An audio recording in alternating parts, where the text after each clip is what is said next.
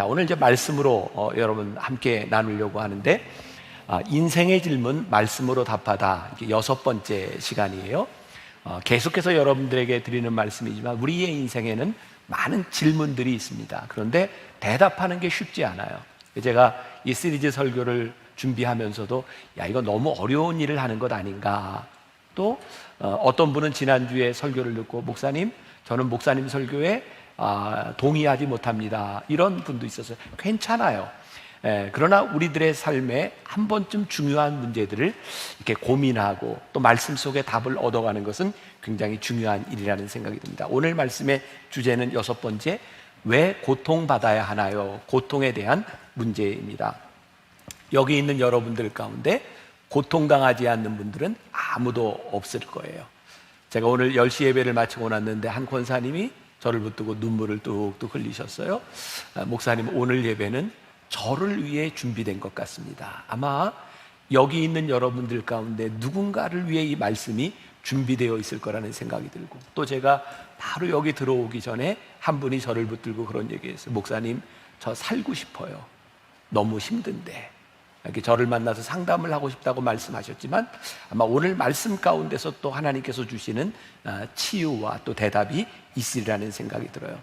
우리들 가운데 고통을 당하지 않는 사람은 아무도 없어요. 정도만 다를 뿐이지 우리는 우리들 각자의 고통의 문제들을 가지고 있죠. 그런데 이 고통의 문제를 인과관계로 설명할 수 있다면 얼마나 좋겠어요. 그게 뭐예요? 내가 잘못했으니까 고통당해. 내가 너무 많이 먹고 잘못 먹고 나쁜 거 먹어서 병이 온 거야. 우리들의 고통에 대한 문제를 설명할 수 있으면 그 고통을 받아들이기가 훨씬 수월할 것 같은데, 우리의 인생의 고통의 문제가 그렇게 인과관계로 설명되지 않는 것이 참 많다는 거죠.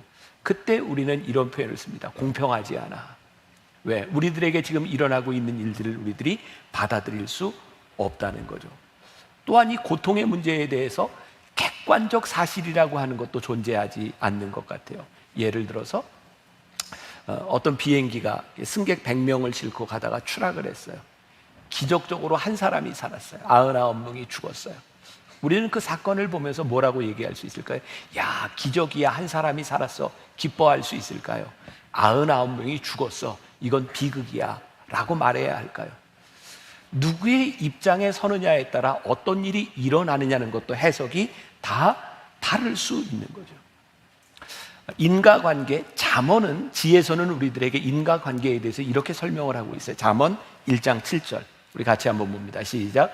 여호와를 경외하는 것이 지식의 근본이거늘. 자, 성경 지혜서가 이야기하는 여호와를 경외하는 것, 이것으로 모든 문제가 해결되면 좋겠어요. 근데 그렇지 않은 거죠. 잠언 1장 33절 같이 봅니다. 시작. 오직 내 말을 듣는 자는 평안히 살며 재앙의 두려움이 없이 안전하리라. 이렇게만 되면 얼마나 좋겠습니까? 그래서 이 문제를 놓고 고민하던 그 고민이 바로 욥이라고 하는 한 사람을 통해서 조금 해결함을 받죠. 자, 욥기 1장 1절 같이 봅니다. 시작. 우스 땅에 욥이라 불리는 사람이 있었는데 그 사람은 온전하고 정직하여 하나님을 경외하며 악에서 떠난 자더라.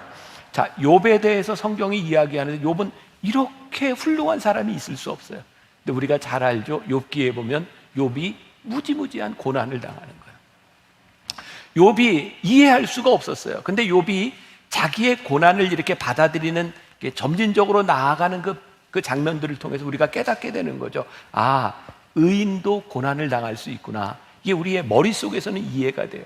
그래, 우리가 잘못하지 않아도 고난을 당할 수 있어. 이게 우리의 머릿속에서 이해는 됐지만 이 고난이 나의 문제고 내 사랑하는 가족의 문제가 될 때 이 고난을 우리들이 그렇게 받아들일 수 있을까? 그래서 오늘 본문 말씀을 가지고 풀어가지는 않지만 요한복음 9장에 보니까 날 때부터 소경된 사람이 있었는데 제자들이 묻는 거예요. 예수님, 이 사람이 소경된 것이 이 사람의 잘못입니까? 아니면 이 사람 부모, 조상들의 잘못입니까? 제자들은 뭘 좀 따지고 싶은 거예요? 이 사람이 고난당하는 이유를 찾고 싶은 거예요. 근데 오늘 말씀의 결론부터 이야기를 하자면 예수님께서 대답하시되 3절, 이 사람이나 그 부모의 죄로 인한 것이 아니라 그에게서 하나님이 하시는 일을 나타내고자 하심이라. 이 고난에 대한 문제에서 예수님은 인과관계를 설명해 주시는 것이 아니라 이 사람을 통해 하나님이 나타내고자 하는 일이 있다라고 말씀하고 있어요. 이 문제를 오늘 제가 여러분들과 함께 제 설교로 풀어가는 게 아니라 우리 박위 형제의 간증과 더불어서 제가 대화하면서 이 문제를 풀어가려고 합니다. 이 박위 형제가 어떤 사람인지 잠깐 영상으로 소개를 하고 여러분들이 나올 때 큰 박수로 맞이해서 말씀을 함께 나누려고 합니다. 보시죠.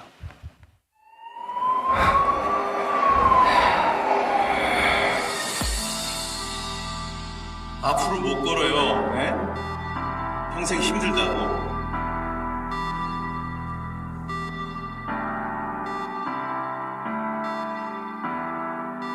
다시 눈을 떴을 때 내 몸은 나의 몸이 아니었다. 아이, 거봐. 내가 안 된다 그랬잖아. 왜 자꾸 그걸 시도해보고 그래?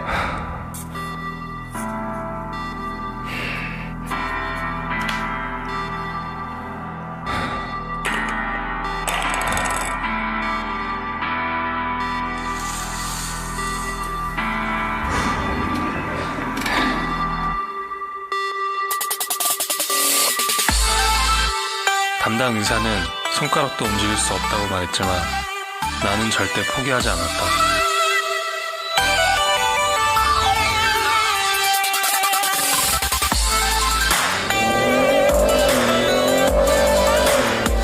나는 이제 내 꿈을 찾아 도전을 시작한다.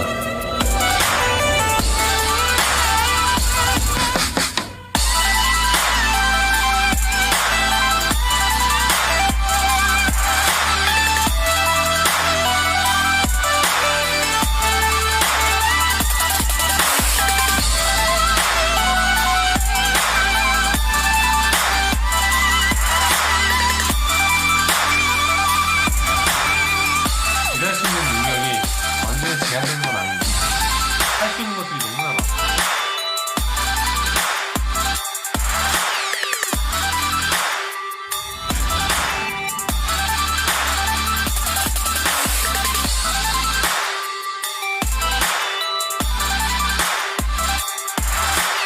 믿음은 바라는 것들의 실상이요 보지 못하는 것들의 증거라고 했다. 혹자에겐 터무니없는 믿음으로 보일지 모르겠지만 모든 사람 앞에서 반드시 일어나 보이겠다.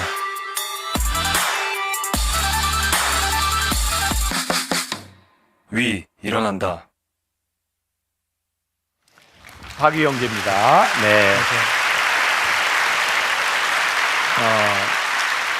여러분들 중에는 혹시 이제 미러클이라고 하는 그 유튜브 채널을 통해서 좀 친밀한 분도 있을 거고, 혹은 이제 간증을 이미 접해본 분도 있을 것 같아요. 하지만 모르는 사람을 위해서 자기소개 간단하게. 네. 네, 안녕하세요.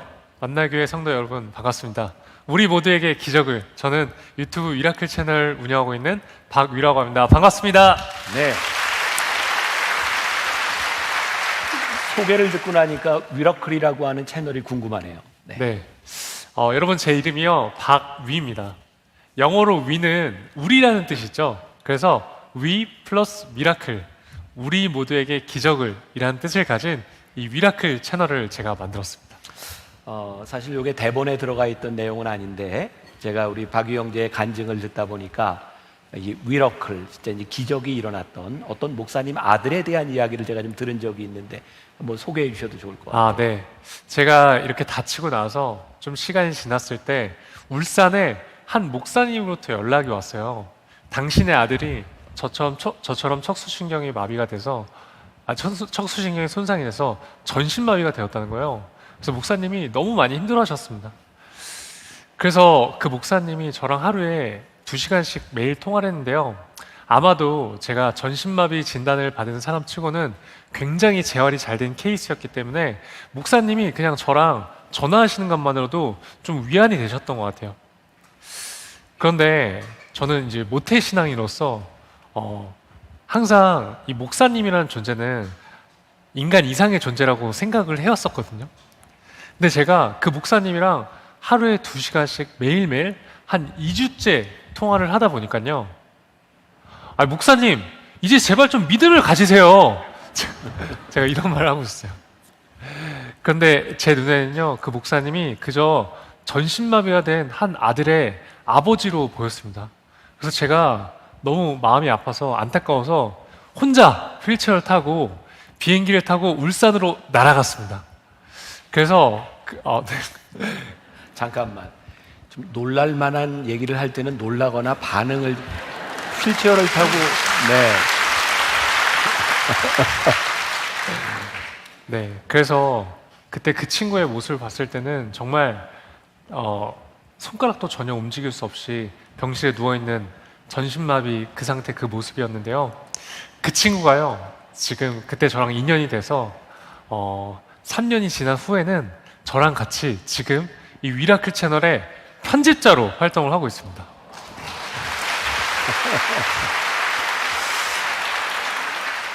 이 친구는 아직까지도 손가락이 전혀 움직여지지 않아요. 그래서 여러분 손이 이렇게 주먹이 진 상태에서 돌돌 말려 있는데 이 부분 있잖아요. 이 부분을 이용해서 터치패드를 이용해서 지금 저희 위라클 채널을 3년간 편집을 계속 하고 있습니다. 네. 제가 조금 아까 영상에서 보니까 이제 운전을 하는데 물론 장애를 가진 사람들이 운전을 많이 하죠.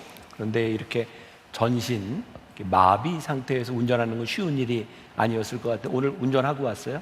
네, 오늘 제가 운전하고 왔습니다. 네.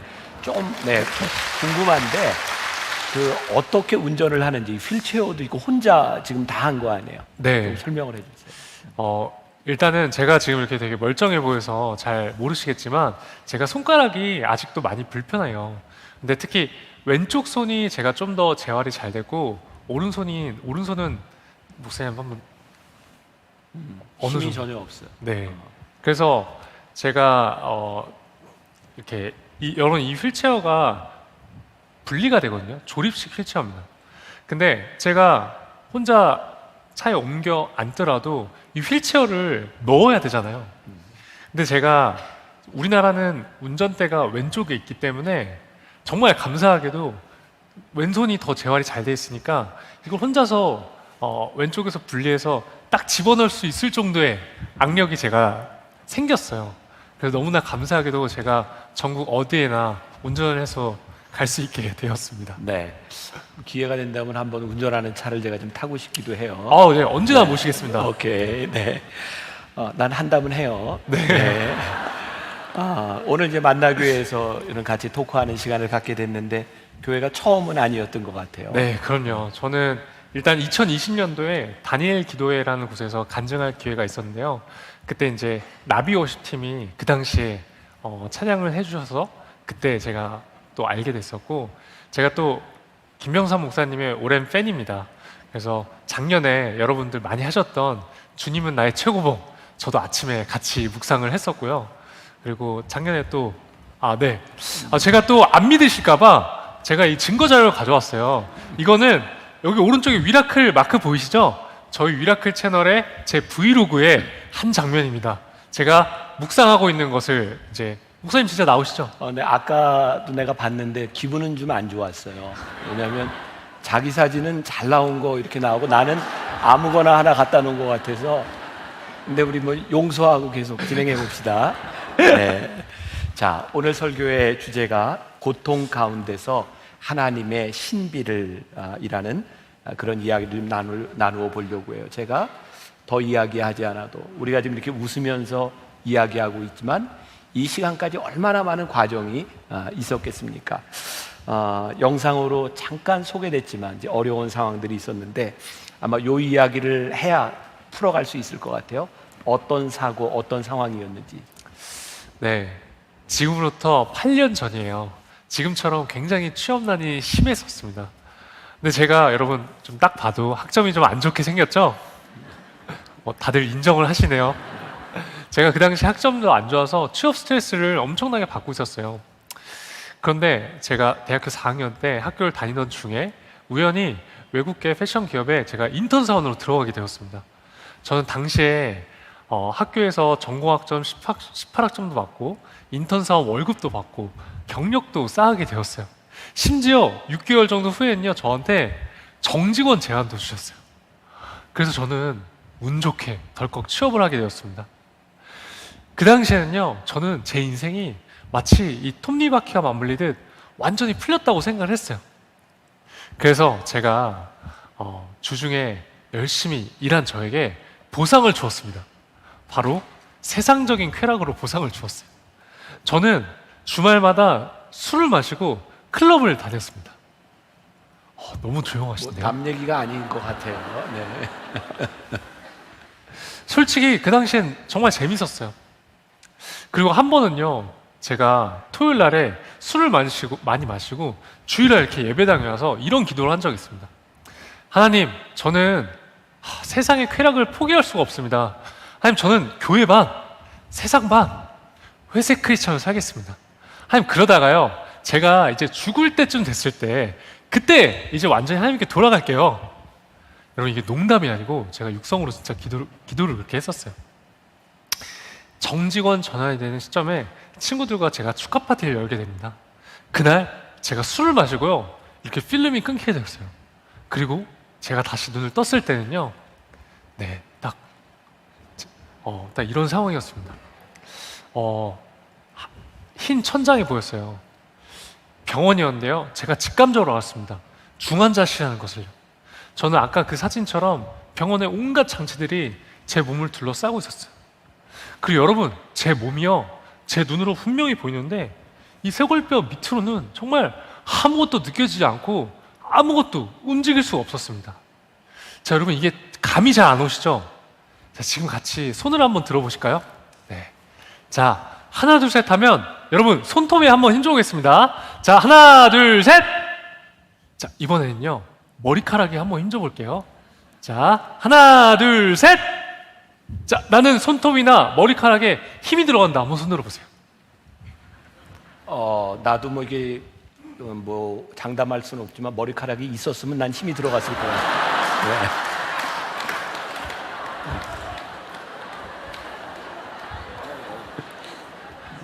제가 이 예화를 든 걸 오늘 처음으로 후회했습니다. 여러분, 이런 느낌입니다. 분명히 내 몸의 일부분인데 내가 아무리 힘을 주려고 해도 힘이 들어가지 않고요, 아무것도 느껴지지 않는 거예요. 그런데 저는 그냥 내가 수술을 하고 마취를 했는데 아직 마취가 풀리지 않았구나 정도로 생각했습니다. 그런데 나중에 제 목을 수술하신 의사 선생님이 회진을 돌다가 제게 오셔서 이렇게 말씀하셨어요. 당신은 앞으로 전신마비로 살 것이고 영원히 걸을 수 없을 겁니다. 손가락도 절대 움직이지 못할 거예요. 여러분, 저는 알고 보니까요, 저는 술에 취해서 어떤 건물과 건물 사이로 추락해서요, 목이 완전히 부러져서 척수신경이 완전히 끊겼던 것이었습니다. 그래서 저는 그 이후로 하루아침에 전신마비 환자가 되었어요.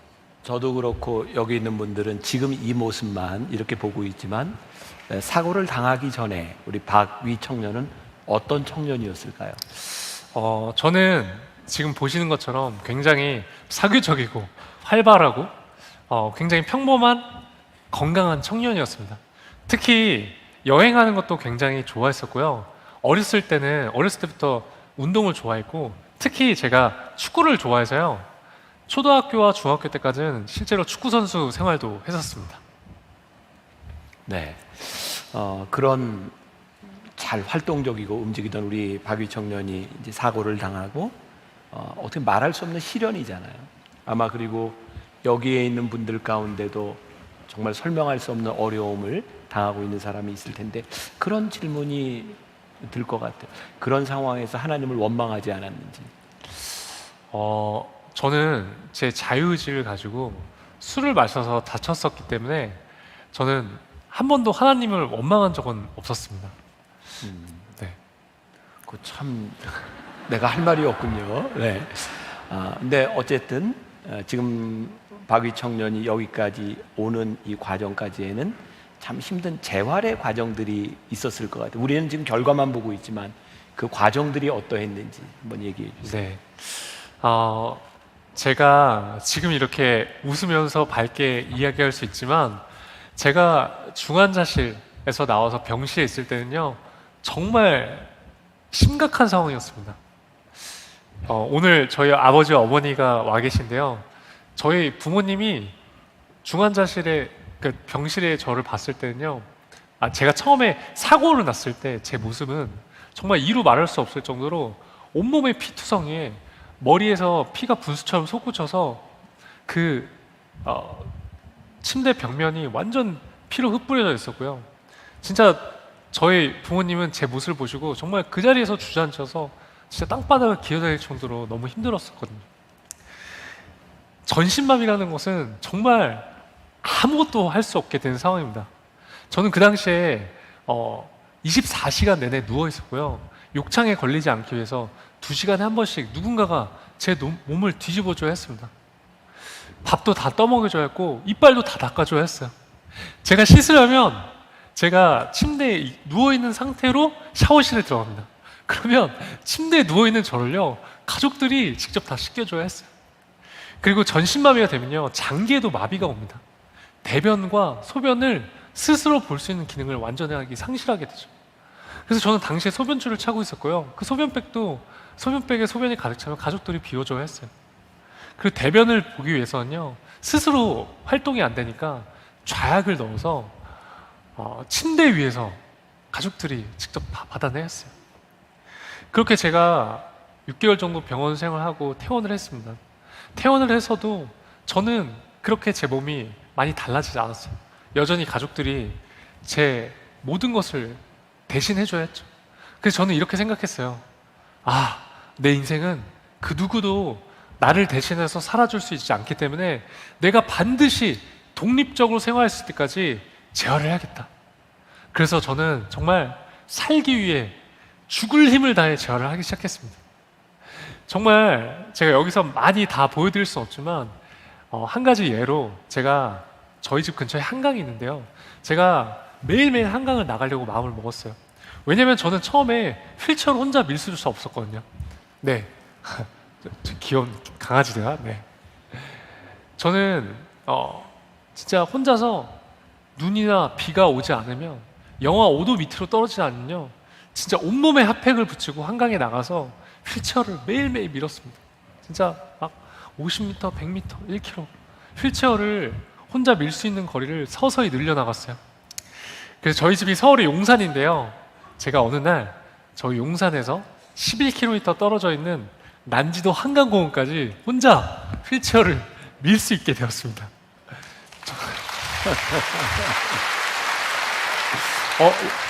박수 타이밍을 잡고 하시는 것 같아요. 네. 2부 때하고는 조금 다른 것 같아요. 네. 좀 많이 여러분들이 좋습니다. 네. 조금 센스가 생기신 것 같아요. 네. 사실 제가 우리 박유영제 처음 만나서 이렇게 악수를 할 때 저는 굉장히 놀랐어요. 이렇게 11km를 이렇게 휠체어를 타고 갔다고 해서 저는 굉장히 손에 악력이 셀 줄 알고, 근데 이제 한 가지 이 손이 이렇게 파였더라고요. 이렇게 양쪽이 다 얼마나 많이 이렇게 노력을 했는가. 그리고 이렇게 힘이 없는 상태에서 그렇게 할 수 있었다는 게 보통 일이 아니구나라는 생각이 들었어요. 누구나 노력하려고 하는 의지 그런 게 있을 수 있겠지만 우리 박유 형제에게는 어떤 원동력이 어떤 그 이유가 그렇게 노력하게 만들었을까요? 가장 저한테 힘이 됐던 것은요 지금 여기 나와 있는 저희 가족들이었습니다. 저희 어머니와 아버지의 정말 네.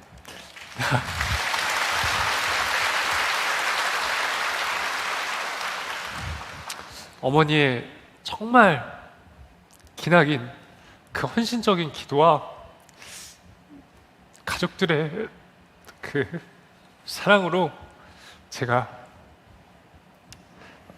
그 기나긴 재활의 시간을 버텨낼 수 있었던 것 같아요. 그리고 오늘 제 친동생이 와 있는데요. 제가 병원에 입원해 있을 때 전신마비가 되니까요. 저의 이런 저한테 간병인이 필요한 상황이었어요. 그런데 저는 간병인한테 이렇게 성인이 된 저희 이런 모든 민낯을 보여주고 싶지 않았거든요. 근데 저는 가족들한테 미안해서 아무 말도 할 수가 없었습니다. 그런데 제 남동생이 당시에 대학교 4학년이어서 이제 졸업을 준비하고 있었는데요. 동생이 저희 어머니한테 이렇게 얘기를 했대요. 엄마, 형은 간병인한테 맡기고 싶지 않아. 엄마, 형을 내가 직접 간병할 수 있게 해주세요. 그래서 제 동생은요, 한 학기를 휴학을 하고 24시간 6개월 동안이나 제 옆에서 병간호를 해줬습니다.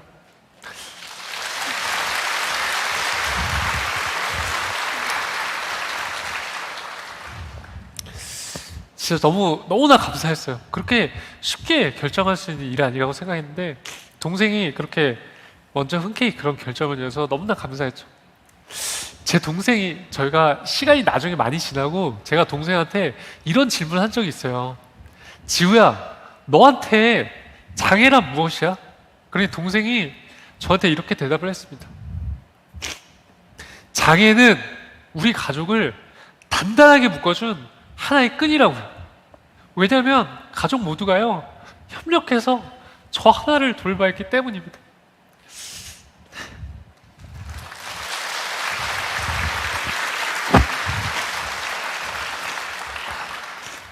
목사님, 저 아까 전에 안 울었잖아요. 우리 10시 예배 때는 가족들이 없어서 안 울었는데 이건 뭐 정말 가족에 대한 고마움, 네. 또 가족의 모습이 느껴지는 것 같아서 너무 감사하고 좋아요.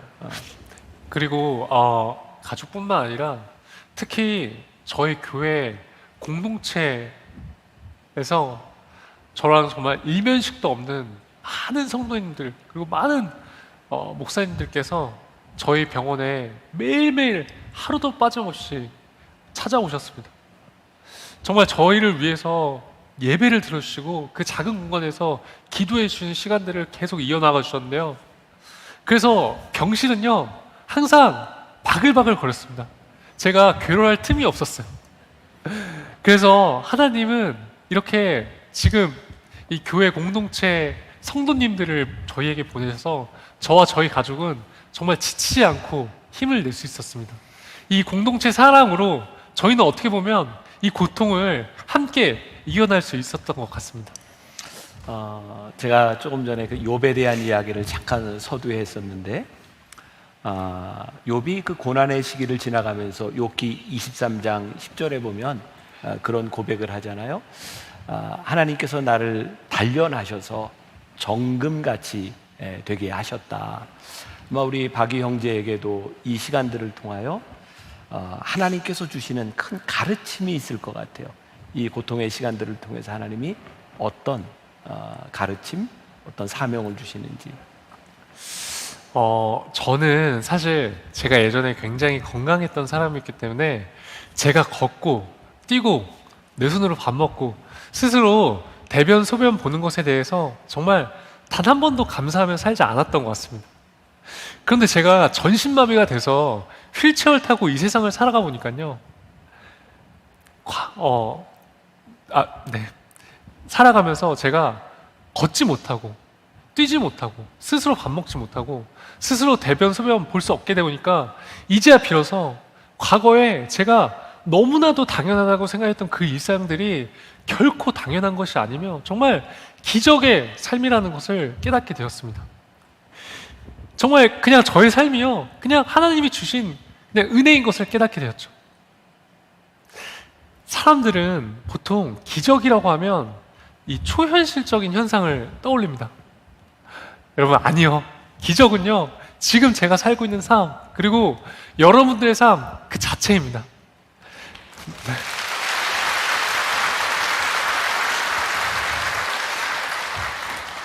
그래서 여러분, 남과 비교해서 지금 내게 없는 것, 내게 부족한 것들을 바라보지 마시고요, 지금 내게 있는 것, 내가 현재 누리고 있는 것들을 바라보셨으면 좋겠어요. 우리가 진짜 고난의 상황에 처했을지라도 감사할 수 있는 마음을 가질 때 저는 위기를 기회로 바꿀 수 있는 힘이 생긴다고 생각합니다. 지금은 그렇게 이야기하고 있지만 재활하는 과정, 처음 다쳤을 때 하나님 일어서게 해주세요, 그런 기도하지 않았을까요? 매일매일이 같은 기도 제목이었어요. 매일매일 하나님 저 이렇게 해주세요. 저 이렇게 해주면 진짜 뭐든지 하겠습니다. 그냥 사실 지금까지도 그 기도 제목인 것 같아요.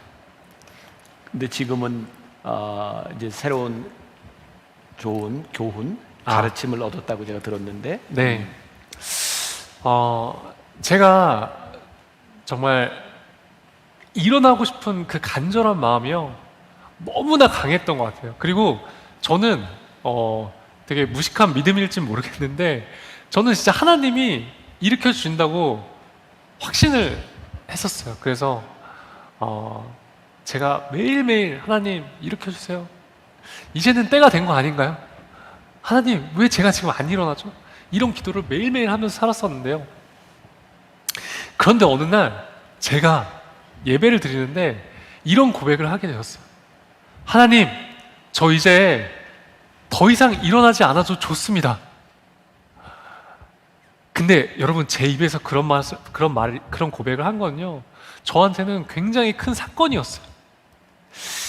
예배를 드리는데 갑자기 하나님이 저한테 이렇게 수식을 떠올리게 해주시더라고요. 자, 이 수식이었는데요. 자, 여러분 수학 시간은 전혀 아닙니다. 되게 쉽게 생각하시면 될 것 같아요. 이 분모에 무한대를 가장 큰 숫자, 셀 수 없는 숫자, 무한대가 있을 때 그 분자에 유한한 숫자, 그 어떤 큰 숫자를 놓더라도 이 수식은요 0으로 수렴합니다. 근데 여러분, 저는 그때 이런 생각을 했어요.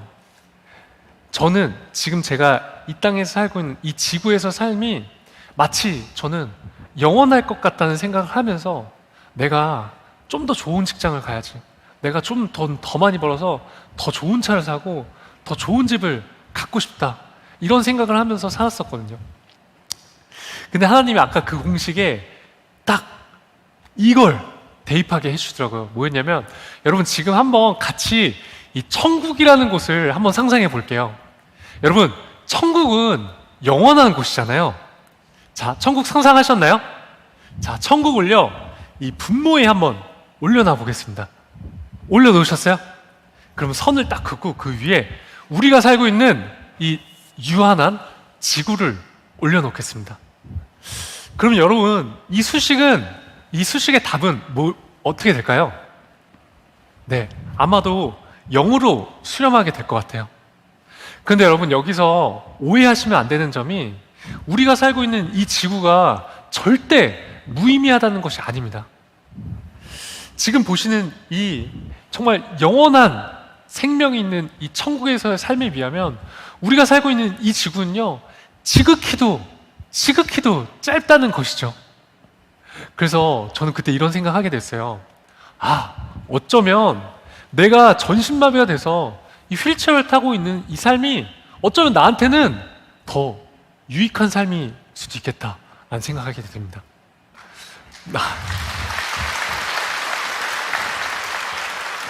그 이유는 이런 거였어요. 만약에 천국을 갈 수 있는 확률이 있다고 한다면요, 이런 거였어요. 저한테, 제 개인적인 이야기입니다. 제가 예전에 다치지 않고 몸은 멀쩡했다면 저는 되게 편안하게 살아갈 수 있었을 것 같아요. 그런데 제가 이렇게 하나님과의 관계적인 부분에 그 측면에서는 아마도 제가 좀 썬데이 크리스찬을 살면서 술도 마시고 제 마음대로 살아갔을 것 같다는 생각이 듭니다. 그런데 제가 이렇게 전신마비에 대해서 휠체어를 타고 살아가면서는 제가 이 고난과 역경을 극복하고 이겨내야 되기 때문에 하나님을 더 의지하고 하나님을 붙들 수밖에 없더라고요. 그래서 저는 하나님과 더 가까워질 수밖에 없었습니다. 그렇게 따졌을 때, 내가 과거에 내 마음대로 살았을 때보다는 지금 내가 좀 몸이 연약하지만 하나님과 이렇게 가까이 지낼 수 있는 지금이 천국을 갈 수 있는 확률이 더 높아지지 않았을까? 이런 생각을 하게 됐어요. 그렇죠. 고통의 문제를 우리들이 살아가는 유한한 세상에서만 바라보느냐, 영원한 세계 속에서 바라보느냐는 굉장히 다른 것 같아요. 아마 박위 청년은 이런 과정들을 지나가면서 하나님의 사랑에 대한 부분들을 많이 또 고민하고 또 어느 정도 답을 얻었을 것 같은데 어때요? 네, 제가요, 하나님이 이런 마음도 주셔서 저는 나름대로 행복하게 잘 살아가고 있었어요. 그런데 어느 날 저한테 한 가지 의문점이 생겼습니다. 제가 휠체어를 타고 이 세상을 살아가 보니까요, 세상에 태어날 때부터 자기 의지와 상관없이 장애가 있거나 정말 수많은 요인들로 인해서 고통받고 있는 사람들이요, 제 눈에 너무 많이 보였습니다. 보통 교회에서는 공평하신 하나님이라고 말을 하는데, 제가 바라보는 이 세상은요, 진짜 너무나 불공평해 보였습니다. 그래서 어느 날 저는 하나님께 따졌습니다. 아니, 하나님, 이 세상에 이렇게 수많은 사람들이 고통받고 있는데 왜 가만히 내버려 두시는 거예요? 아니, 공평하신 하나님이어서요. 하나님, 저는 하나님이 전혀 이해가 되지 않습니다. 하나님이 살아계신다면 적어도 그들을 위해서 하나님이 직접 가셔서 도와주셔야 하는 거 아니에요? 한번 대답해 보세요. 좀 당돌하죠? 그러고 제가 하나님께 이렇게 따졌던 것을 잊어버렸습니다. 그리고 약 3일 정도가 지나고 제가 화장실에 있었는데요. 여러분 보통 화장실에서는 하나님 생각 잘 안 하시잖아요. 하나님 생각 하세요? 가끔 할 때도 있어요. 쭉.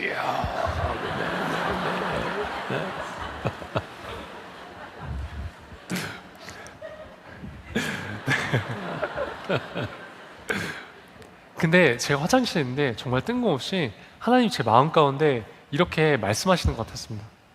위야, 너가 가서 사랑하면 되잖아. 저는 충격이었습니다. 제가 도저히 반문할 수 없는 거예요. 저는 절대로 제가 한 질문에 하나님이 제가 이해할 수 있는 대답을 하실 수 없을 거라고 저는 확신했었거든요.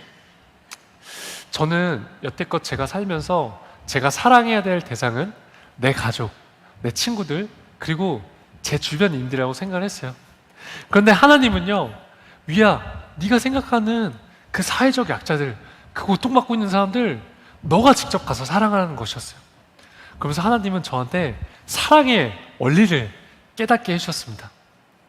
자, 여러분 보세요. 사랑은 돈이 없어도 줄 수 있습니다.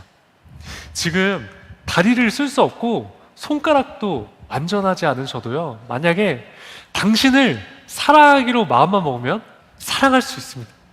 우리가요, 사랑하기로 마음만 먹으면 사랑할 수 있더라고요. 저는 그게 너무 충격이었어요. 사랑은 세상의 가치를 수반되지 않더라고요. 그게 바로 하나님의 사랑이었습니다. 여러분, 사실 우리는 지금 이 돈이면 거의 모든 것이 되는 자본주의 사회에서 살고 있죠. 그런데 사랑은 진짜 돈이 없어도 줄 수 있습니다. 그래서 저는 그때 이 말씀이 떠올랐어요. 마가복음 12장 31절 말씀이었습니다. 둘째는 이것이니 내 이웃을 내 자신과 같이 사랑하라 하신 것이라. 이보다 더 큰 계명이 없느니라. 아멘. 저는 이 땅에 살아가면서 제가 뭔가 엄청난 일을 해야지만 하나님께 영광을 돌릴 수 있다고 생각했었거든요. 근데 방금 읽었던 그 마가복음 말씀처럼 제가 이 땅에 태어난 이유와 목적이 바로 사랑하기 위해서 태어났다는 사실을 제가 깨닫게 되었습니다. 저는 너무나 부족하지만 그냥 제가 휠체어를 타고 제가 할 수 있는 선에서 세상을 향해서 열심히 사랑을 베푸는 것이죠. 그래요. 이 이야기를 이렇게 더 들었으면 좋겠는데 시간이 벌써 많이 가서 오늘 2시 반 청년 예배 때는 이렇게 토크로 하지 않고 풀 스토리를 들을 수 있는 간증 예배입니다. 혹시 여러분들 가운데 더 듣기를 원하는 분들은 2시 반 예배에 오시면 될 것 같고요. 사실 모든 결론이 사실 박유 형제를 통해서 났고 우리가 이제 들었다고 생각하는데 하나님의 사랑과 또 이제 관계에 있는 부분이구나. 왜 우리 박유 청년이 이 찬양을 선택했고 왜 찬양에 은혜를 받았는지 알 것 같아요. 오늘 함께 귀한 이야기를 나눠준 우리 박유 청년, 우리 축복하고 격려하겠습니다.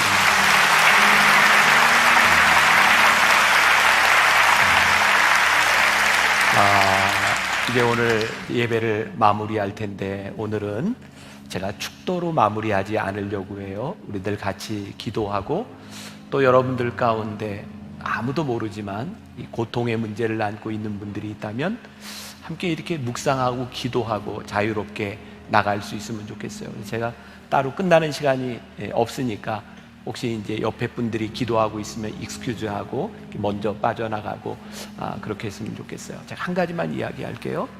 제가 참 좋아하는 기독교 작가 중에 필립 얀시라는 사람이 있습니다.